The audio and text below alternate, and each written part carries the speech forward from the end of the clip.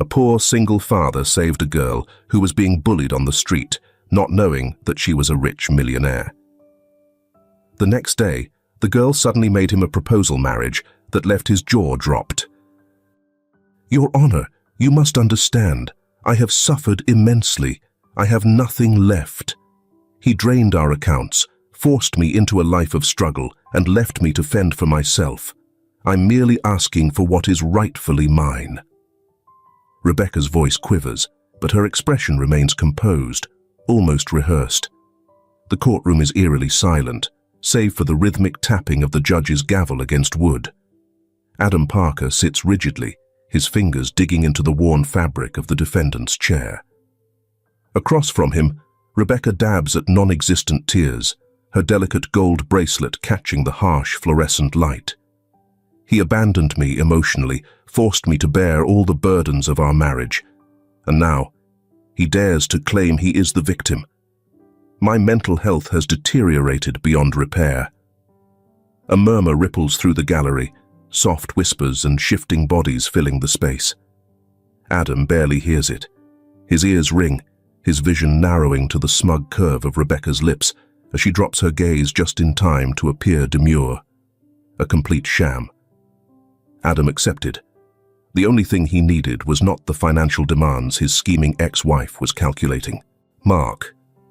The judge adjusts his glasses, expression unreadable. Adam already knows the outcome. "In light of the presented evidence," the judge's voice cuts through the stale air, "the court finds that all financial assets, including but not limited to the Parker residence, vehicles and joint savings, shall be granted to Mrs. Rebecca Parker. Furthermore, full custody of the minor child, Mark Parker, will be awarded to..." The gavel strikes once, twice. Adam Parker.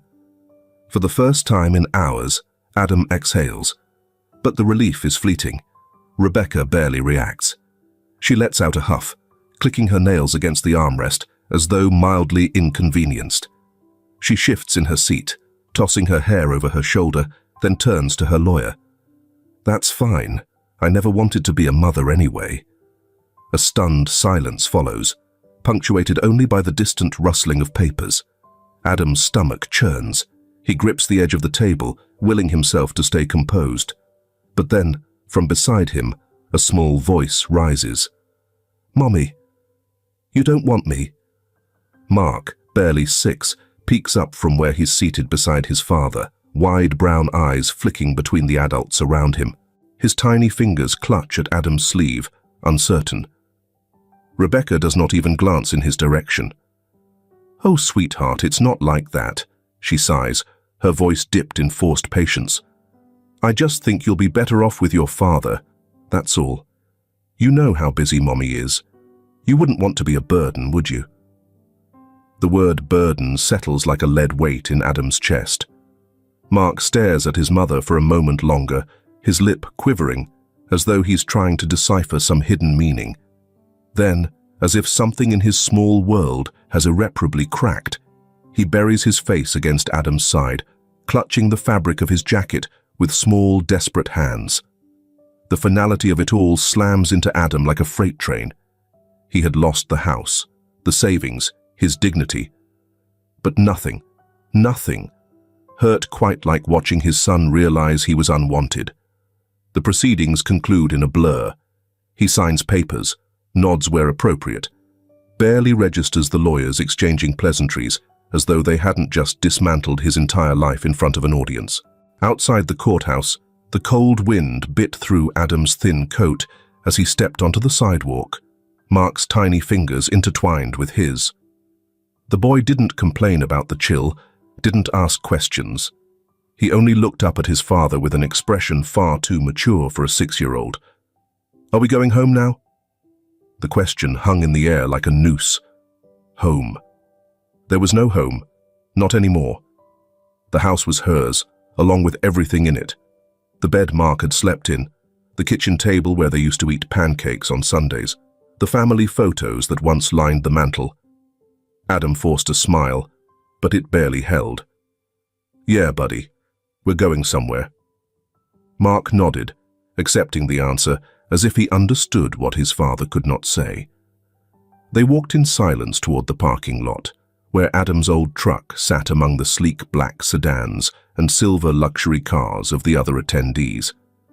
He helped Mark into the seat, fastening the belt with careful precision, as if the simple task was the last bit of control he had left.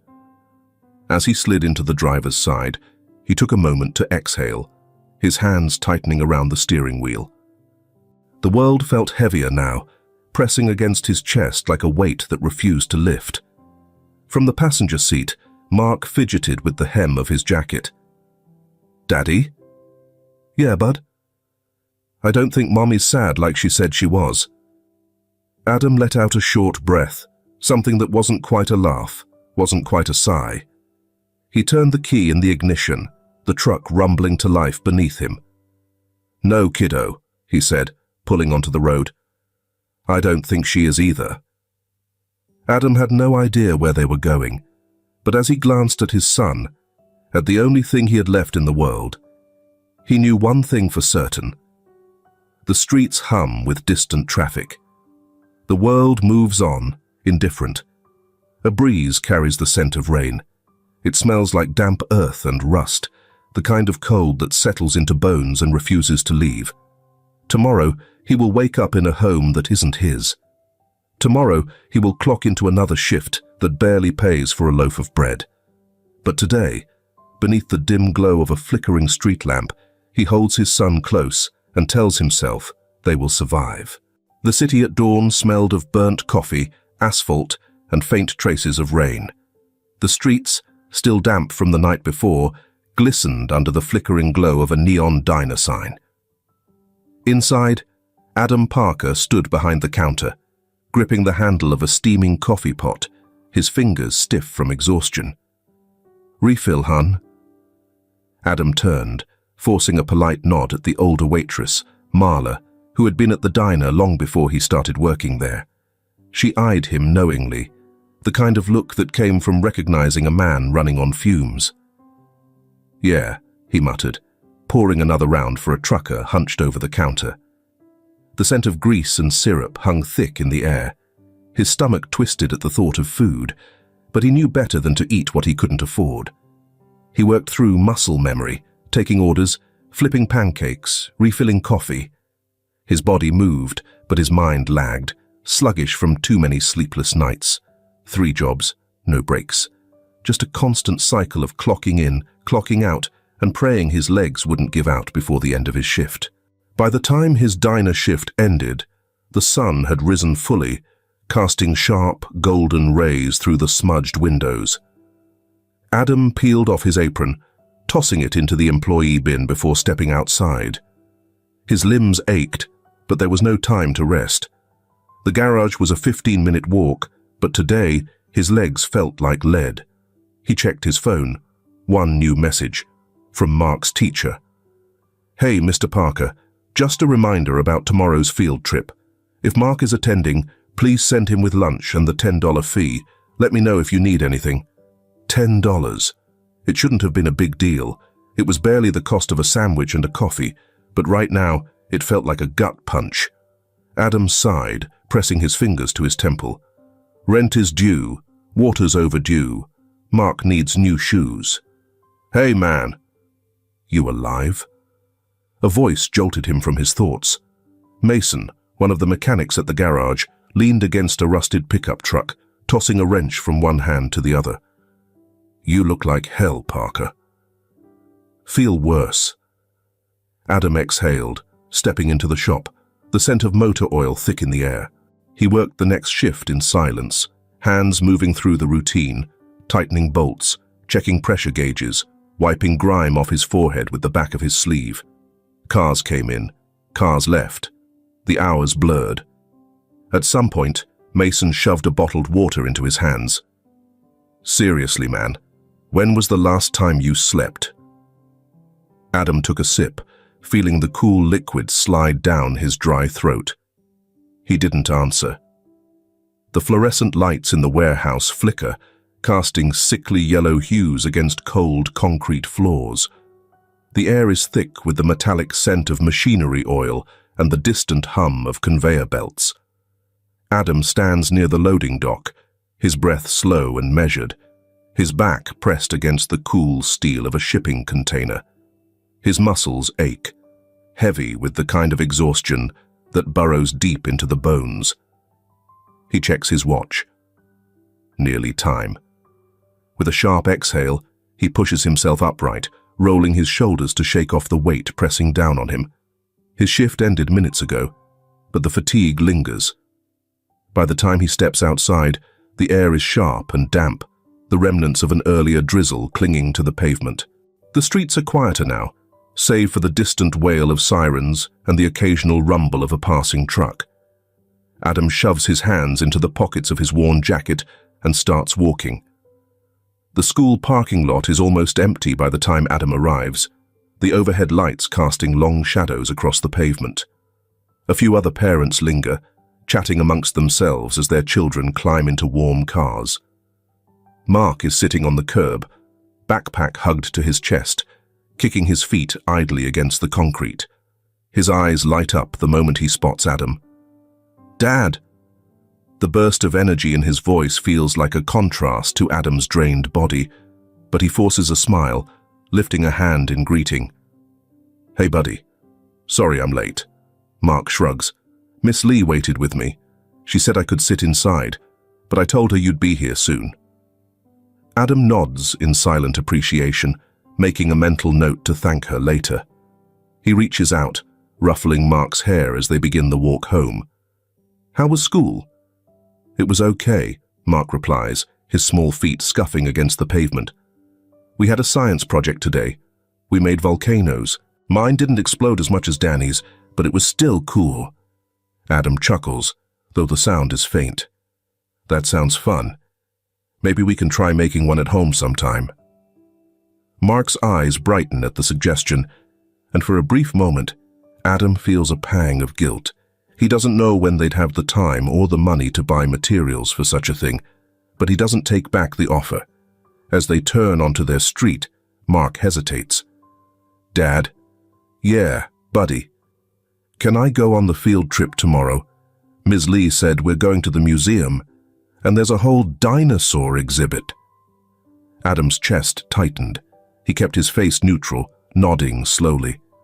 Yeah, we'll see. Okay?" Mark didn't pout, didn't whine, but Adam caught the flicker of understanding in his eyes, the kind no 6-year-old should have. Their apartment is small, just a single room with a mattress in one corner and a makeshift kitchen in the other. The walls are bare, save for a few of Mark's crayon drawings taped haphazardly near the window. Mark flops onto the mattress, pulling out a book from his backpack while Adam moves to the sink, rinsing off 2 cups. He pours what's left of the milk into one for Mark, taking a sip of stale coffee himself. Bills sit unopened on the counter, their edges curling slightly. He knows what they say. He doesn't need to read them again tonight.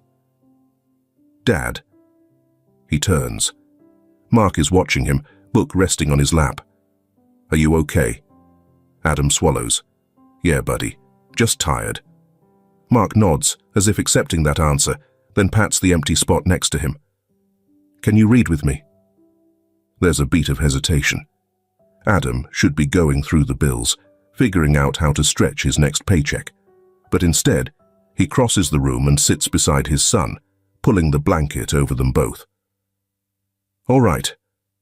Where were we?" Mark grins and flips the page. For now, the world outside their small apartment can wait. That night, when Mark had fallen asleep, curled up in their worn-out sheets, Adam sat at the kitchen table, staring at the eviction notice beside a pile of unpaid bills. The numbers swam before his eyes. He rubbed his temples, exhaustion pressing against his skull. A $10 field trip. Somewhere in his bank account, he had maybe $40 to his name. If he gave Mark the 10, that was another night of skipping dinner for himself. But how could he tell his son no? He leaned back in the creaky chair, staring at the ceiling, feeling the walls of their tiny apartment press in. One more shift, one more week, one more bill pushed back. He just had to hold on. The city breathed in the dying light of dusk, a murky blend of fading warmth and encroaching chill. The sidewalks pulsed with the final rush of people hurrying home, their footsteps hurried, their conversations clipped. The scent of gasoline, fried food, and damp pavement lingered in the air. Adam Parker tugged at the strap of his work bag, adjusting it over his aching shoulder as he walked. His shift had been long, but his body had learned to move on autopilot, one step after another, 1 hour into the next. His son, Mark, trotted beside him, humming absently, kicking a loose rock along the sidewalk. The shortcut home was always quieter, a few winding back streets that cut through the neighborhood, lined with rusted dumpsters and graffiti-tagged walls.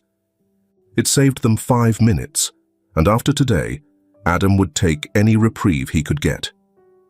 Then he heard it. A voice. Frantic, muffled. A woman's. He slowed, instinct tightening in his chest. Just up ahead, near the alleyway that split between an old laundromat and a boarded-up convenience store, shadows moved. A woman, cornered by 3 men. Their postures were casual, but the way they moved, blocking her in, hands gesturing too close, told a different story. Her face was tense, her fingers gripping the strap of her purse. Adam slowed, instincts kicking in. Trouble. He'd learned long ago that trouble wasn't something a man like him could afford. He had Mark to think about. A single misstep, and everything could fall apart. His son needed stability, not a father caught up in someone else's fight. But then, "Daddy, she's scared." Mark's voice was barely above a whisper, but it struck deep. Adam clenched his jaw.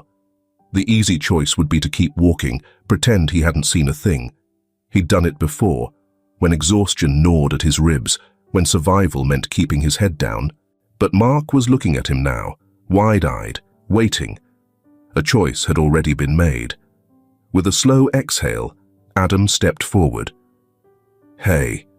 His voice cut through the low murmur of the men's conversation. The woman's gaze snapped to his, a silent plea flashing across her face. One of the guys, a lanky kid with greasy blonde hair, turned, smirking. "Mind your own business, man." Adam didn't stop. He stepped closer, eyes locking onto the woman's. She couldn't be much older than him, late 20s maybe. Dark hair pulled into a loose ponytail, sharp cheekbones, and expensive-looking boots that didn't belong in an alley like this. "Are you okay?" Adam asked her, ignoring the way the group shifted. She blinked at him, a flicker of hesitation before she nodded. She's fine," another guy interrupted, broader, wearing a hoodie too big for his frame. His voice was flat, almost bored. "Just having a chat." Adam's muscles coiled. He recognized that tone, the casual dismissal, the arrogance, the kind of person who never expected consequences.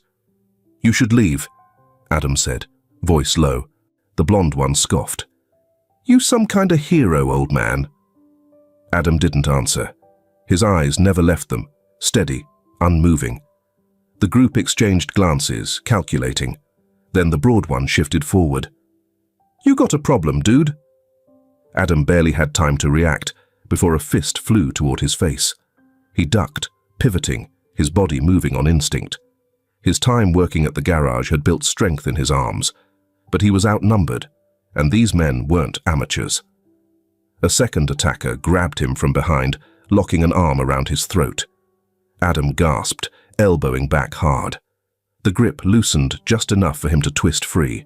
A sharp pain exploded in his ribs as a fist landed squarely against his side. He staggered, catching himself against the brick wall. Blood filled his mouth. He must have bitten his cheek. "Run!" he barked at the woman and Mark.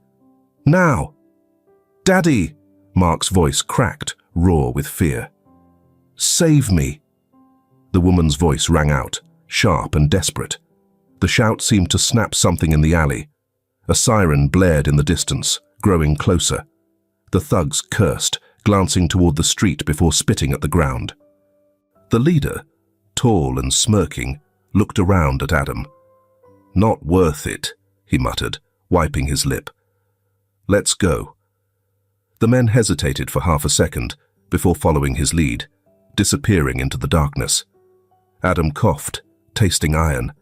He pressed his hand to his ribs, where the bruises would bloom by morning. He pressed his hand to his ribs, where the bruises would bloom by morning. "Are you okay?" The woman's voice was breathless. He looked up to find her staring at him, wide-eyed. Mark rushed to his side, small hands clutching at his jacket. "Dad, you're bleeding!" Adam wiped at his lip with the back of his hand, wincing. He hadn't even noticed. "I'm fine," he muttered. The woman took a step closer, pulling a small handkerchief from her bag. "Here, I got it." He waved her off, turning slightly. But she was already pressing the cloth to his lip, gentle but firm. Her hands were warm. Adam swallowed, stiff under her touch. Close like this, he could see her clearly. The slight tremble in her fingers, the way her chest rose and fell too quickly. She wasn't just grateful. She was shaken. "Thank you," she said after a beat, voice steadier now. Then she knelt in front of Mark, whose small frame was still trembling. "Are you okay, sweetheart?" she asked gently. Mark nodded, his grip tightening around Adam's pant leg. "You're really pretty," he blurted out, his voice shaky but sincere. The woman blinked, then let out a breathless laugh. "And you're very brave." She turned back to Adam, her expression shifting. "I'm Lily." Adam exhaled, feeling the weight of exhaustion settle back onto his shoulders. "Adam." "My son, Mark." Lily glanced down at her torn sleeve, then at the car parked at the mouth of the alley, its rear tire visibly deflated. "I ran over a nail," she muttered, shaking her head. "Then my phone died, and then, well, you saw the rest." Adam sighed. He was dead tired, every muscle in his body ached, and the last thing he needed was another problem. But when he looked at Mark, at the way his son was watching him with wide, trusting eyes, the choice was already made. "Come on," he said, rubbing the back of his neck. "I'll change your tire." Lily blinked, then nodded slowly. As Adam crouched beside the wheel, Mark took a deep breath and smiled up at Lily. "My dad is really strong." Lily watched as Adam worked, the distant sound of police sirens still echoing in the night. The streetlights buzzed overhead, casting long shadows over the empty lot where Lily's car sat, lopsided with its deflated tire. The distant hum of the city felt strangely detached from this moment, just a faint backdrop to the quiet interaction unfolding in the dim glow of flickering neon. Adam crouched beside the car, rolling up his sleeves, his fingers already working at the lug nuts with the precision of a man who'd done this more times than he could count. His movements were swift, efficient, and practiced, not a single wasted motion. Mark, perched on the curb, bounced his legs against the concrete, watching the process with wide-eyed fascination. The boy was never one to sit in silence for long. "Why are you dressed all fancy?" Mark piped up, squinting up at Lily. "You don't look like someone who'd be stuck in an alley." Lily let out a soft laugh, folding her arms as she leaned against the car. "That's an interesting observation, little man." "It's true," Mark continued, unabashed. "You look like the ladies in the magazines my teacher reads, or like the people on the big billboards downtown." Adam tightened a lug nut, glancing up just in time to see Lily smirk. She didn't confirm or deny the statement, only tilting her head slightly as if considering her response. "Maybe I just like dressing nice," she offered. "Or maybe I came from somewhere important." "Like a castle?" Mark asked, eyes gleaming. Lily chuckled. "Something like that." Adam exhaled through his nose, shaking his head as he focused on the tire. "You got an actual answer for that, or are you just trying to make my kid more curious than he already is?" "What's wrong with curiosity?" Lily countered smoothly. Adam didn't respond, just reached for the jack, adjusting the car's height. He didn't press her for details. He had no reason to.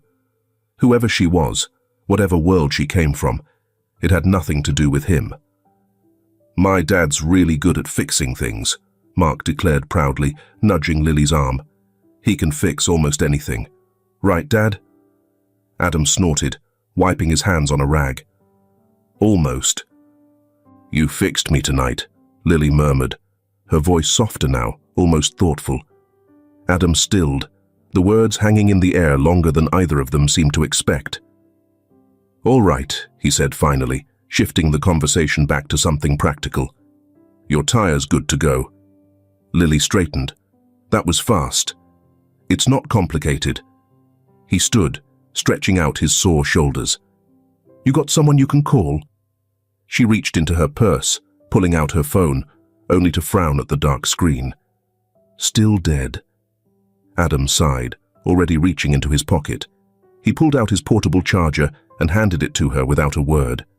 Lily blinked, surprised. "You carry one of these around?" "Comes in handy."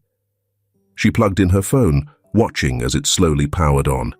The glow of the screen illuminated her face, casting a soft light over her sharp features. Adam didn't linger.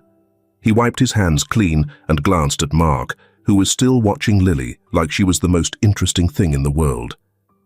"You should get going," Adam said, keeping his tone neutral. "It's late."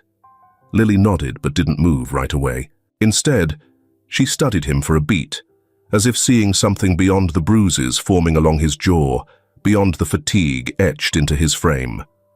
"You're a good man, Adam," she said finally. He let out a dry chuckle, rubbing the back of his neck. "I don't know about that." "I do." For the first time since this entire ordeal started, Adam met her gaze properly. There was something unreadable in her expression. Curiosity, maybe, or something deeper. But he didn't try to figure it out. A car honked in the distance, and Lily glanced at her now lit screen. "My ride's coming," Mark pouted slightly. "Are you leaving already?" "For now," she said with a small smile, crouching down to meet his height. "But I'll see you again, okay?" Mark beamed. "Promise?" "I study at the elementary school across the street. If you miss me." Lily's lips twitched. "I never break promises." The car rolled up a moment later, sleek and polished, headlights cutting through the dim lot. Lily stood, giving Adam one last look before slipping into the back seat. Mark waved enthusiastically as the car pulled away, disappearing into the night. Adam exhaled, shaking his head. "Come on, buddy. Let's go home." Mark yawned, grabbing his father's hand as they started walking. "I like her." Adam hummed in acknowledgement, but deep down, he had a feeling this wouldn't be the last time their paths crossed. The morning air was crisp, carrying the lingering scent of damp pavement and the distant hum of city life stirring awake. Adam Parker trudged through his routine, body moving on autopilot, muscle memory guiding his hands as he flipped eggs at the diner, changed oil at the garage, and unloaded crates at the warehouse. Sleep had become a luxury he couldn't afford, slipping through his fingers like sand. The days blended, one after the other, an exhausting loop of clocking in and out, calculating pennies and bills in his head. 3 days had passed since the alley. 3 days had passed since the woman with sharp eyes and expensive boots had crossed his path. He hadn't thought much about her, too buried in the mechanics of survival. Until today. It was late afternoon when Adam stood outside Mark's school, leaning against the rusted metal fence, hands shoved deep into the pockets of his worn-out jacket. The buzz of children's voices filled the air, spilling out from the front doors in a flurry of backpacks and sneakers scuffing the pavement. Mark was easy to spot, small, energetic, and his untamed curls bouncing as he waved goodbye to a friend before sprinting toward his father. "Dad, guess what?" Adam straightened, offering a tired but genuine smile. "What?" "I got picked as line leader for lunch today. Miss Lee said I did a great job." "That's my boy." Adam ruffled Mark's hair, warmth threading through the exhaustion in his bones. Mark opened his mouth to continue, But something behind Adam caught his attention. His face lit up. "Look, Dad. It's her." Adam turned, frowning slightly, until he saw what had Mark so excited. A sleek, black luxury car pulled up to the curb, its polished exterior gleaming under the afternoon sun. It was the kind of vehicle that didn't belong on these streets, the kind that turned heads. The door opened, and out stepped Lily. Only she wasn't the same woman he had met in the alley. Gone were the scuffed boots and casual jacket. She was poised, elegant, dressed in a tailored ivory coat, heels clicking softly against the pavement. A pair of sunglasses perched on her head, dark waves cascading over her shoulders. She looked effortless, like she belonged on magazine covers, not stranded in alleyways. The contrast was stark. Adam barely recognized her. Lily met his gaze and smiled. "I told you, I don't break promises." The ride back to their neighborhood was quiet. Lily had insisted they get in. Mark, of course, had been thrilled. But Adam had hesitated, his fingers tightening around the worn strap of his bag, before finally conceding. Now he sat in the passenger seat, arms crossed, body tense against the unfamiliar comfort of fine leather seats. "You clean up nice," he said eventually, keeping his voice neutral. Lily smirked, eyes flicking toward him as she drove. "Likewise." Adam huffed a dry laugh. Mark, wedged between them in the back seat, grinned. "Are you a princess?" Lily glanced at him through the rearview mirror, amusement dancing in her eyes. "What makes you say that?" "Because you're fancy now," Mark pointed out, "and you have a big shiny car." Lily chuckled. "I'm not a princess, but I do have something important to ask your dad." Adam raised a brow. "Me?" She pulled into a parking lot near a quiet street, shifting the car into park. Comment sushi. If you're listening to this part, the rest of the story is going to be interesting, so keep listening. Turning toward him, her expression turned serious. "I need you to pretend to be my fiancé." A beat of silence. Adam blinked. "Come again?" "Just for one night," she clarified. "It's complicated, but I have an event, something I can't attend alone. I need someone who can play the part and—" She gestured toward him. "You fit the bill." Adam let out a slow breath, leaning back against the seat. "You want me, a broke mechanic/diner cook, to pretend to be engaged to you? In what universe does that make sense?" "The one where I pay you well for your time," she said smoothly. Adam's jaw tightened. He hated it. Hated that his first instinct was to refuse, to walk away from whatever mess she was tangled in. But then, Mark's school fees, the field trip he couldn't afford, and the overdue bills waiting for him at home. They all crowded his thoughts. His resolve wavered. Lily must have seen the hesitation in his eyes because she softened slightly. "Look, I know this is ridiculous, but I promise, it's just for one night. You show up, act charming, shake a few hands, and that's it." Adam exhaled sharply, rubbing a hand over his face. "Why me?" Lily hesitated, then shrugged. "Because you're different. You don't grovel. You don't ask questions you shouldn't. And you don't look at me the way other men do." That gave him pause. He studied her for a long moment. Mark, who had been unusually silent, suddenly spoke up. "If Dad's your fiancé, do I get to be the ring boy?"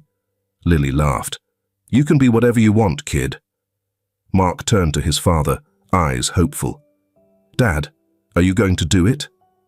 Adam let out a slow, resigned sigh. "What choice do I have?"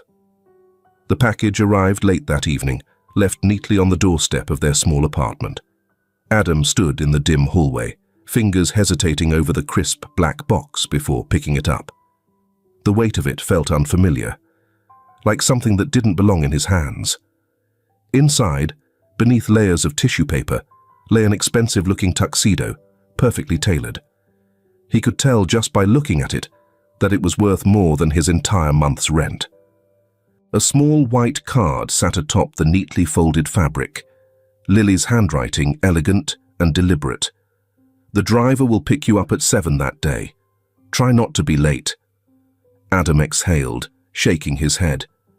"Dad, is that for the party?" Mark, already in his pajamas, leaned against the doorway, eyes bright with curiosity. Before Adam could answer, the boy padded forward, running small fingers over the smooth fabric of the suit. "You're going to look really fancy, like in those magazines," Mark said, grinning. "Like in a wedding photo." Adam's chest tightened. "Like Mom and you," Mark added, voice softer now, before she left. The room seemed to shrink, the edges of the past creeping in. Adam swallowed, forcing a small smile. "Yeah, buddy, something like that." Mark nodded, satisfied, but Adam stayed still, fingers tightening slightly around the edge of the suit. The past had never felt so close. Finally, the day has come. The ballroom was a world away from anything Adam Parker had ever known. The ceiling stretched high above, adorned with elaborate chandeliers casting a golden glow over the sea of guests. The air hummed with polite laughter, the gentle clinking of crystal glasses, and the muted notes of a live string quartet tucked in the corner. Everything gleamed: marble floors, polished silverware, even the people, draped in designer fabrics that probably cost more than his entire year's rent. Adam adjusted the cuffs of his suit, feeling the fabric stiff and unfamiliar against his skin. It fit well enough, Lily had made sure of that, but he still felt like an imposter. His shoulders tensed under the weight of judgmental stares, whispers slipping between perfectly lined lips. Who is he? Does anyone know his family? Certainly not one of us. Lily, standing beside him, remained unfazed. She moved through the crowd with effortless grace, her gown a deep emerald that shimmered with every step. A hand on Adam's arm, light but deliberate, grounding him as they navigated the sea of scrutiny. "Relax," she murmured, voice low enough that only he could hear. "You belong here as much as they do." Adam swallowed the urge to scoff. She could pretend all she wanted, but they both knew the truth. He was a man with calloused hands and second-hand shoes, standing in a room filled with people who had never once worried about where their next meal would come from. And then, just as he thought the night couldn't get any more unbearable, "Oh my God!" The voice hit him like a cold slap. Adam turned slowly, already knowing what he would see. Rebecca, draped in a deep red dress that clung to her figure, diamonds glittering at her ears, she looked every bit the part of the woman she had always wanted to be, wealthy, polished, untouchable. And beside her, a hand resting possessively on the small of her back, was him. Victor Calloway, the man she had left him for. Adam felt his throat tighten, memories flooding back in sharp, jagged pieces. Courtrooms, smug smirks, signed papers that had stripped him of everything except his son. Rebecca's lips curled into a cruel smile as her gaze swept over him, assessing. Well, this is unexpected." Victor chuckled beside her, adjusting his cufflinks. "Didn't think we'd run into you here, Parker." "What are you doing? Serving the hors d'oeuvres?" Lily's grip on Adam's arm tightened. "He's here with me," she said smoothly, stepping forward. Rebecca arched a brow, amusement flickering in her eyes. "Oh." She tilted her head, her feigned curiosity laced with venom. "And what exactly does my ex-husband do now?" "Chauffeur, security." Adam forced himself to remain still, his pulse hammering against his ribs. He had expected the night to be uncomfortable, but this was something else. Rebecca was enjoying this. Lily, however, merely smiled, a slow, knowing curve of her lips. "Funny," she mused, tilting her head. "I don't recall asking for your opinion." Rebecca's smirk faltered, but only slightly. "I was just surprised, that's all. I mean, last I checked, Adam was barely scraping by. It's adorable, really." Lily let out a soft hum, tapping a manicured finger against her champagne flute. And last I checked, Victor worked for a rather prestigious financial firm. Callaway and Company, wasn't it? Victor straightened, clearly pleased. That's right. A top executive, actually. Lily's smirk widened. Oh, not anymore. A flicker of confusion passed across his face. Excuse me? You must not have heard, she said lightly, swirling the liquid in her glass. I acquired Callaway and Company 2 days ago. Silence crashed over the conversation. Lily researched Adam Parker before she met him again. His ex-wife, her lover, the hardships of raising Mark. This was just part of her repayment for saving her life. Adam felt the shift, the weight of realization settling into Rebecca and Victor's expressions as Lily casually took a sip of champagne. You... Victor's voice wavered. That's not possible. Oh, but it is, Lily said, tilting her head. It was a rather smooth transition, honestly. Of course, with the restructuring, some positions will be unnecessary. The color drained from Victor's face. You're lying. Lily's eyes gleamed. Am I? Rebecca's expression, once full of smug amusement, was now tight with barely concealed panic. Why would you? Because I can, Lily interrupted, her voice light but lethal. Adam could only stare. She had done all of this, effortlessly, without hesitation, and now stood there, utterly composed, unshaken. The same woman who had once stood in a dark alley, bleeding and desperate. And now she was this, powerful, untouchable. The tension stretched between them, thick and suffocating, until Lily turned to Adam, her expression softening slightly. Shall we? She murmured, holding out her hand. Adam hesitated for only a second before taking it. As they walked away, he heard Rebecca's sharp intake of breath, Victor's low curses. He didn't look back. For the first time in a long time, Adam Parker was the one leaving them behind. The world can change in an instant. For 3 months, Adam's life had found an unexpected rhythm. Lily had become a fixture in their routine, dropping by unannounced with groceries she claimed were extras, picking him up from late-night shifts so he wouldn't have to walk in the cold, and always, always making time for Mark. It wasn't something Adam had planned or even wanted at first, but it happened anyway. He wasn't stupid. He knew something was shifting between them, but instead of fighting it, he let it settle, uncertain but no longer running. Then, just when it seemed like life had finally given him a reprieve, it happened. It was late when Adam and Mark left the convenience store, the plastic bag swinging lightly in Adam's hand as they walked. The night air was crisp, laced with the scent of asphalt and distant rain. Their apartment was only a few blocks away. Did you see how big those candy bars were? Mark grinned up at his father, clutching his own bag of snacks. It was like a whole brick of chocolate, Adam chuckled, shaking his head. Yeah, well, don't think you're eating all that in one night. Mark groaned dramatically. Oh, come on, Dad. Then came the headlights, blinding, too fast, too close. The screech of tires ripped through the quiet night. Adam barely had time to react before something heavy slammed into his body. The impact knocked the air from his lungs, and pain detonated through him like fire. He felt himself being thrown sideways, his limbs weightless for a moment before crashing onto the pavement. Somewhere, distantly, he heard Mark screaming. His vision blurred, the world tilting violently. The asphalt was rough beneath him, cold and unyielding. There was a sharp, searing pain in his leg. Something was wrong. The car, the driver. Had they stopped? Number. The vehicle sped off, red taillights vanishing into the darkness, leaving only the echo of screeching tires and Mark's panicked sobs. D! Adam groaned, his fingers twitching as he tried to reach for his son. Mark. I'm okay, buddy. He wasn't. Pain pulsed through his body in waves, each breath sharp and ragged. His leg was wrong. He couldn't move it, couldn't even feel past his knee.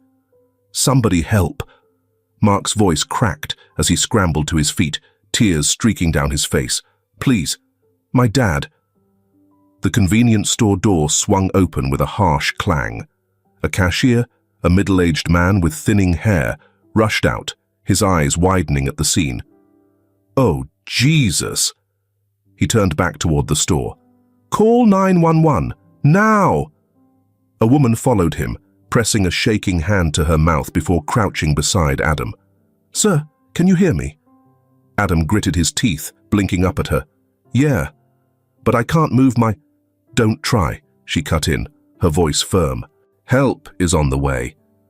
Mark stood frozen, his small chest rising and falling in rapid, uneven breaths. The cashier knelt beside him, placing a hand on his shoulder.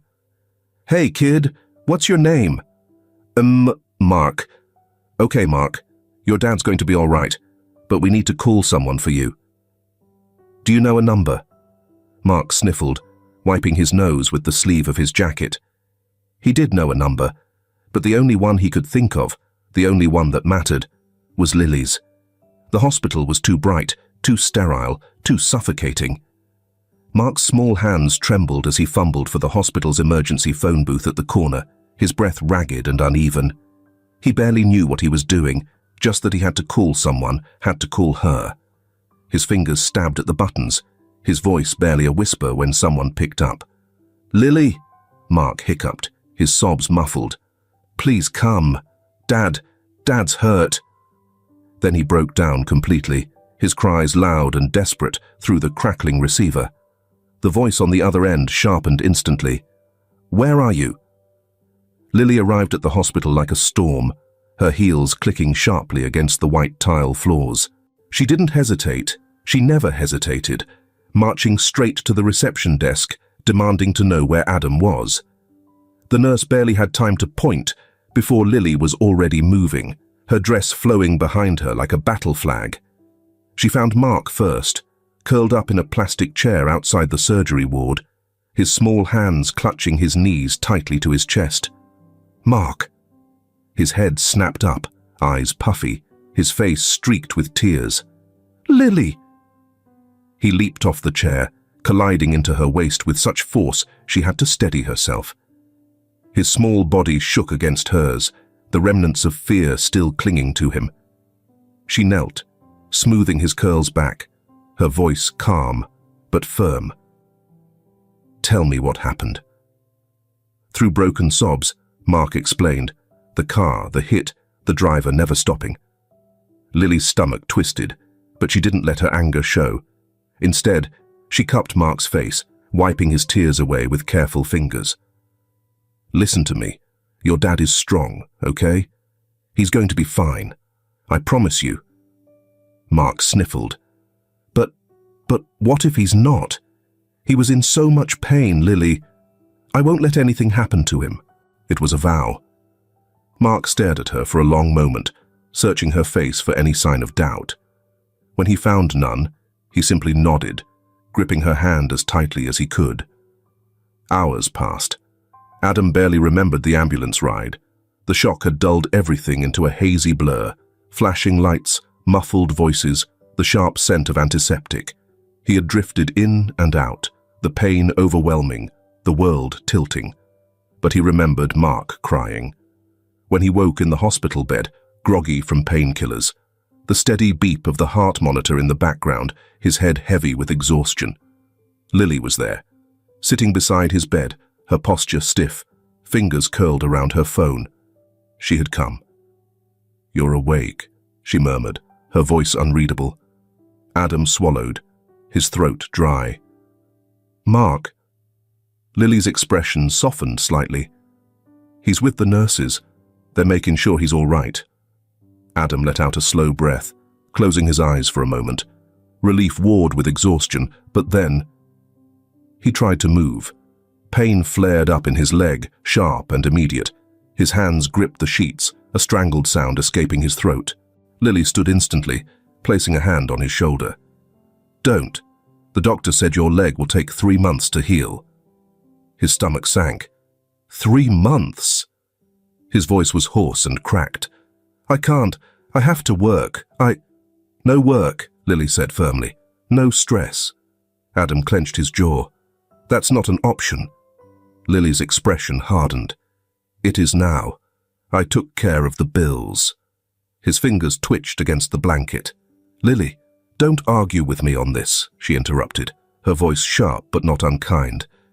You have enough to deal with. Let me handle the rest. Adam let out a slow breath, staring at the ceiling. The weight of it, the helplessness, the financial strain, the uncertainty of the next few months, pressed against his chest. Lily watched him carefully, her expression unreadable. After a long moment, she sat down, crossing one leg over the other. You know, I thought you'd be more grateful. Adam turned his head slightly, meeting her gaze. I don't know how to be. Lily smirked, shaking her head. Well, you better figure it out, Parker, because I'm not going anywhere. Lily never left the hospital. She stayed even when Adam drifted in and out of consciousness, barely aware of his surroundings. She was still there when Mark finally cried himself to sleep in the stiff waiting room chair, his small hands clenched into fists even in rest. She didn't leave because something didn't sit right about the accident. There were too many questions. Early the next morning, she stepped out of the hospital room and made a call. Her voice was sharp and controlled. Pull traffic footage from every camera near West Elm Street. I want plate numbers. If we don't have a clear shot, get witness reports. A pause. You think this wasn't an accident? Lily's grip on the phone tightened. I don't suspect. I know. She ended the call, slipping her phone into her coat pocket. Her patience was practiced, but inside, she was burning. 2 hours later, the first set of files came in. Lily scrolled through them with slow precision. A black sedan had been parked a few blocks down from the convenience store for 10 minutes, before Adam and Mark even stepped outside. The engine had been running. It hadn't moved until Adam stepped into the street. Then, it had surged forward. No hesitation, no attempt to slow. She sent the footage to another contact and made her second call. Trace the owner of this vehicle. Get me financial records, employment history, anything. By the time she had her answer, she wasn't surprised.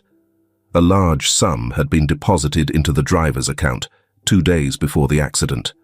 The transaction had come from Rebecca Calloway. Lily leaned back against the cold hospital wall, tapping her phone lightly against her palm. You finally overplayed your hand, Rebecca. The final proof came from the security cameras. The driver wasn't some reckless drunk.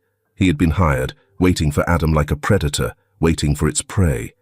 Lily stood, smoothing her coat as she grabbed her phone. Find him. Make sure he knows what happens to people who take dirty money from desperate women. She ended the call and walked out of the office, her heels clicking with sharp purpose. The next morning, Adam sat up in his hospital bed, his face tight with exhaustion. His leg was still wrapped in thick bandages, but the painkillers had dulled the worst of it. He looked over at Mark, curled up on the chair, still asleep with a half-eaten granola bar in his lap. He turned when the door swung open. Lily entered, carrying a cup of coffee in one hand, her expression unreadable.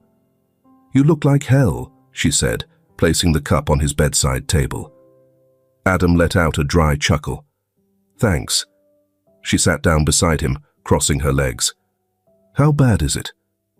Adam exhaled, rubbing a hand over his face. 3 months. No work. His voice was flat, detached, but Lily saw the frustration behind it. You don't need to worry about that. His jaw tightened. I don't want your money. Lily tilted her head. Good thing I didn't ask. He looked at her then, searching her face for something, but she didn't waver. Instead, she reached into her purse and pulled out a thin folder, placing it on his lap. You should know who tried to kill you.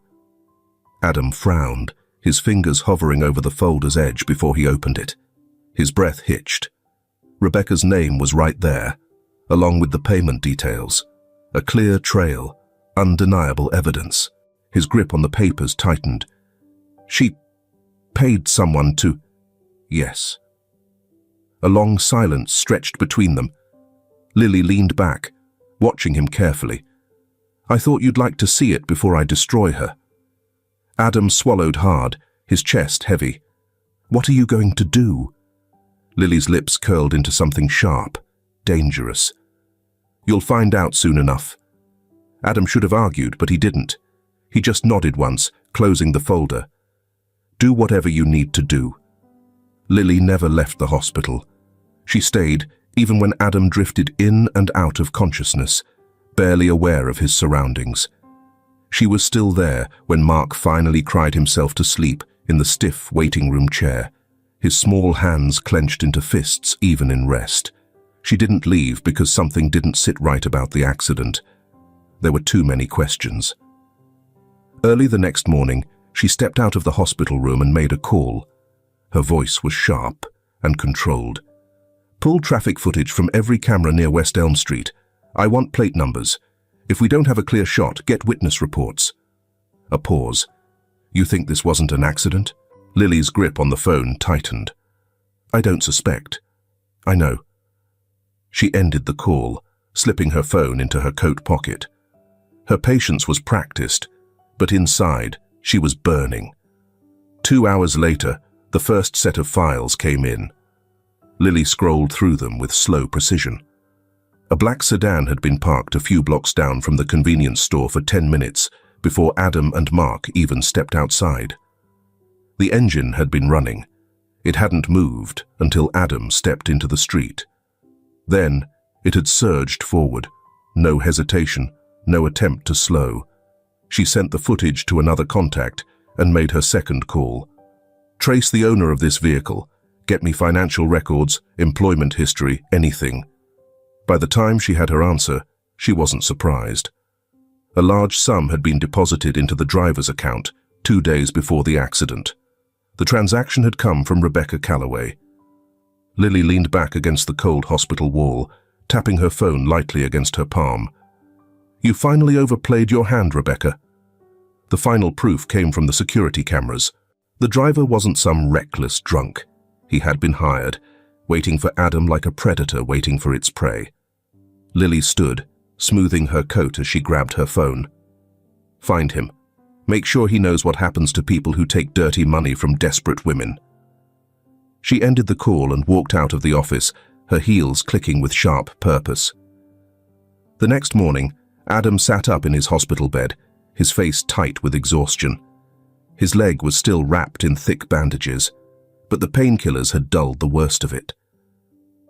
He looked over at Mark, curled up on the chair, still asleep with a half-eaten granola bar in his lap. He turned when the door swung open. Lily entered, carrying a cup of coffee in one hand, her expression unreadable. You look like hell, she said, placing the cup on his bedside table. Adam let out a dry chuckle. Thanks. She sat down beside him, crossing her legs. How bad is it? Adam exhaled, rubbing a hand over his face. 3 months. No work. His voice was flat, detached, but Lily saw the frustration behind it. You don't need to worry about that. His jaw tightened. I don't want your money. Lily tilted her head. Good thing I didn't ask. He looked at her then, searching her face for something, but she didn't waver. Instead, she reached into her purse and pulled out a thin folder, placing it on his lap. You should know who tried to kill you. Adam frowned, his fingers hovering over the folder's edge before he opened it. His breath hitched. Rebecca's name was right there, along with the payment details. A clear trail, undeniable evidence. His grip on the papers tightened. She paid someone to... Yes. A long silence stretched between them. Lily leaned back, watching him carefully. I thought you'd like to see it before I destroy her. Adam swallowed hard, his chest heavy. What are you going to do? Lily's lips curled into something sharp, dangerous. You'll find out soon enough. Adam should have argued, but he didn't. He just nodded once, closing the folder. Do whatever you need to do. The news broke 2 days later. Rebecca Calloway and Victor Calloway had been arrested on charges of conspiracy to commit harm, fraud, and obstruction of justice. The headlines spread like wildfire, splashed across morning newspapers, blaring on television screens. Their carefully curated world of luxury and power crumbled in an instant. Lily had made sure of it. She had delivered everything: the bank records, the security footage, the testimony of the driver, who, under pressure, confessed to taking the money. The evidence was airtight. There would be no loopholes, no way for Rebecca or Victor to escape what was coming. She had taken them apart, piece by piece. Adam watched the news from his hospital bed, his fingers tightening around the remote as he listened to the anchor's voice. Breaking tonight. Former socialite Rebecca Calloway and businessman Victor Calloway have been taken into custody following allegations of orchestrating a deliberate hit-and-run. He exhaled, rubbing a hand over his face. It should have felt like closure. It should have felt like justice. But all he could think about was Mark. He glanced at the small couch near the window where his son sat, drawing in his sketchbook. The boy hadn't asked about his mother, hadn't once mentioned her name since the accident. It wasn't that he didn't understand. He did. Too well. Lily sat beside Mark, watching him carefully, her posture more relaxed than usual. Mark paused mid-doodle and looked up at her. Is Dad going to be okay now? Lily's lips curved into a small smile. Yeah, kid. He's going to be okay. Mark studied her for a second, then nodded and went back to his drawing. Adam cleared his throat. You didn't have to stay. Lily turned toward him, raising an eyebrow. I know. But you did. Yeah, Adam. She leaned back in her chair, crossing her legs. I did. There was no hesitation in her voice. Silence stretched between them, heavy, but not uncomfortable. For the past few weeks, Lily had been there, always there. She had fought battles for him that he hadn't even known needed fighting. She had protected him, protected Mark, and she never once asked for anything in return. Adam exhaled, running a tired hand over his face. Mark's okay now. He's sleeping better. You've done enough. At that, she did glance up, arching a brow. That's the thing about family, Adam. You don't get to decide when someone's done. Something in his chest tightened. Family. Lily shrugged, but the word lingered between them. For weeks now, she had been woven into the fabric of his life, bringing dinner, handling bills, taking Mark to school when Adam was too weak to get out of bed. She had done it without expectation, without obligation. Adam had never needed anyone before, and yet somehow Lily had become his person. His fingers curled slightly against the hospital sheets. What if I don't know how to do this? She tilted her head. Do what? Let someone stay. Lily's lips curved into something soft. Then it's a good thing I don't need permission. He let out a slow breath, shaking his head. You really don't back down, do you? No, she said, leaning forward slightly. Especially not when I care about someone. The weight of her words settled between them, heavy and undeniable. Adam swallowed hard, glancing down at Mark. His son, his world. The reason he had fought so hard to keep going. And now she was part of that world too. His voice was quieter when he spoke next. I don't know what this is between us, but I know I don't want to lose it. Lily studied him for a moment, then stood, moving closer until she was at the edge of his bed. She reached out, her fingers brushing against his. You won't. He looked up, searching her face, seeing the certainty there. Lily smiled, tilting her head. You're finally catching up, Parker. For the first time in a long time, Adam let himself believe in something good. The wedding was small. A year after the accident, Adam had fully recovered and was able to kneel before Lily. Adam never wanted anything grand, and Lily, despite her wealth, had agreed. It was quiet, intimate, a gathering of people who mattered, rather than a display for people who didn't. Mark had been the most excited. He had demanded a suit just like Adam's and had grinned ear to ear when Lily had made sure he had one. He had run between guests, proudly declaring to anyone who would listen, "My dad's getting married." The ceremony took place in a garden tucked away in the city, beneath a canopy of string lights that cast a soft glow over the evening. Adam stood near the altar, shifting slightly, still unused to wearing a suit that actually fit him. He felt different, lighter. For the first time in years, he wasn't carrying everything alone. Then Lily stepped into view. She wasn't draped in diamonds or drowning in excess. Her dress was simple and elegant, her. But it wasn't what she wore that made his breath catch. It was the way she looked at him, steady, certain, like she had known from the start that they would end up here. Mark tugged on his sleeve, whispering loudly, "She's really pretty, Dad." Adam chuckled, his voice low. "Yeah, buddy, she is." When she reached him, she smiled, tilting her head. "You clean up well, Parker." He smirked. "Not too bad yourself." The officiant spoke, but Adam barely heard. His focus was on her, on everything she had done, on everything she had become to him. When it was time for vows, Lily took his hands, her grip firm. "You told me once that you didn't know how to let people stay," she said softly. "But you did. You let me in.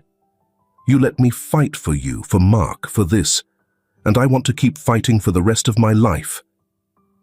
Adam exhaled slowly, steadying himself.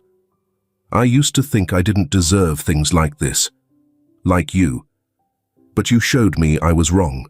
You made me believe in something again, and I don't want to waste another second without you." The words settled, warm and unshakable. They exchanged rings.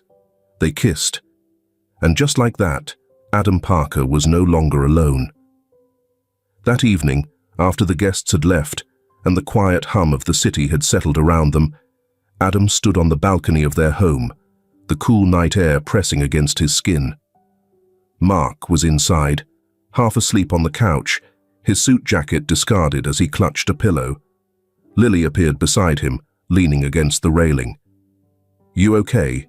she asked. Adam turned to her, studying the woman who had changed his life in ways he hadn't even thought possible. "Yeah," he exhaled. "I really am." Before she could respond, a small voice interrupted them. "Mom! Dad!" They both turned. Mark was standing in the doorway, rubbing his eyes, his voice groggy but certain. "Mom! Dad!" Adam's breath hitched. Lily blinked, surprised for just a moment before she smiled. Mark ran toward them, and Adam crouched just in time to catch him, lifting him into his arms. It was full circle. A man who had lost everything now had everything. Stability, love, family. And for the first time in his life, Adam Parker finally believed he deserved it. If this film touches your heart, leave your mark with a like, and don't forget to subscribe to our channel to explore more meaningful stories with us. And if you enjoyed this story, please share it with your friends on WhatsApp. And now, share your feelings with us and tell us your own stories. Every word you share is a building block that helps create our strong and enduring community. Together, we'll create a warm space where everyone can share and connect. Finally, don't miss the incredible stories coming your way soon. We're always here to bring you the best selections, full of deep values yet entertaining. See you there.